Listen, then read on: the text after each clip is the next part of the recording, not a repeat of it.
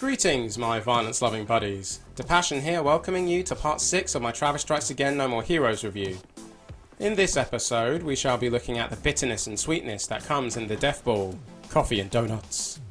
Time to follow that nice aroma and dive into the Death Drive Mark II.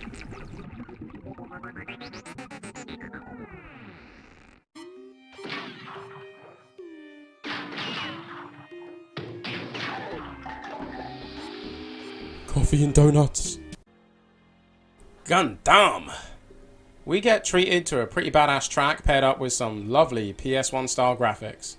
My heart burns for this game within this game to stand on its own. With Grasshopper Manufacturer's expansion, who knows? My ray of hope rests there. Alright, the review. This game is in the setting of a post-apocalyptic, war-torn world.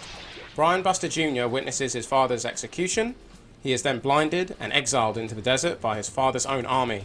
After wandering aimlessly and being swallowed by a sandpit, Brian Buster Jr. reunites with his father.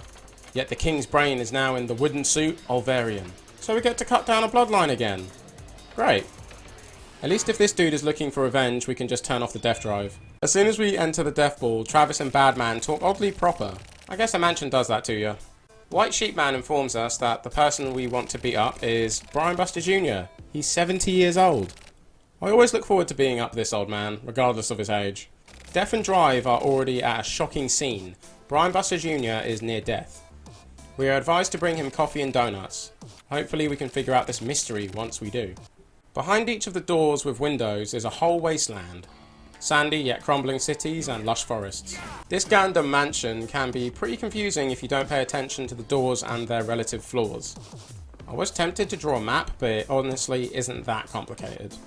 The beverages and snacks we seek are beyond these doors. Once a pair of these sweet and bitter pieces are obtained and offered, the old prince will be revived. More of the mansion will become open to us, and his body will be moved to a different part of the mansion, and at one point be copied. We repeat this process several times. What I do enjoy is that the Bug Street members that appear before we obtain the coffee and donuts, they throw a bit of glitchy trash down before they get smacked down. What I like most about these stages is their 2D-ness. A different way to battle, and we get some areas with more space to dash around. Like when we face...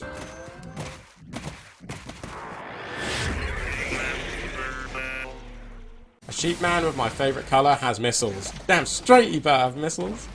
Along with spinny blades and the standard physical attacks that come with being a sheep man. The missiles track surprisingly well, which can feel like a pretty cheap way to die.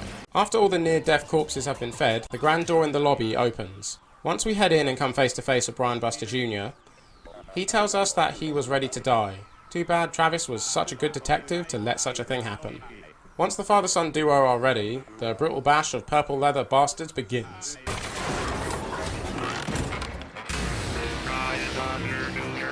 Brian Buster Jr. is such a big bully.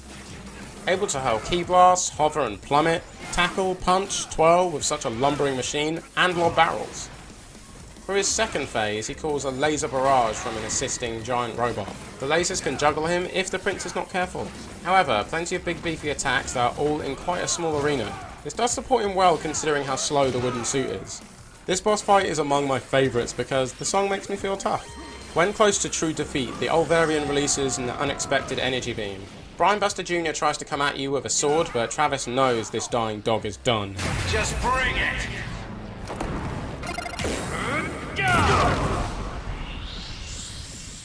When Travis reflects on what happened, he has respect for Brian Buster Jr., seeing him as one of the real ones due to how the prince preferred to go out. My final thoughts on Brian Buster Jr. Full, wooden, badass. A small arena would do that to you. Putting his boss theme aside, I'm glad the arena was not too big of a departure from the perspective that the mansion had us running around in. Seeing such a battle from the side was pretty awesome. Sure, similar to Sheep Man Purple, but defined barriers made it way easier to fight in. This mansion could be a bit more streamlined, but I feel like that would ruin the breaks away from battling between doors.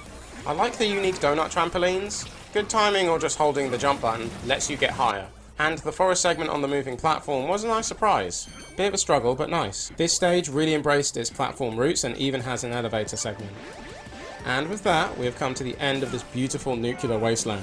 Next time, we shall go do some cleaning up and hit the nitro in Golden Dragon GP.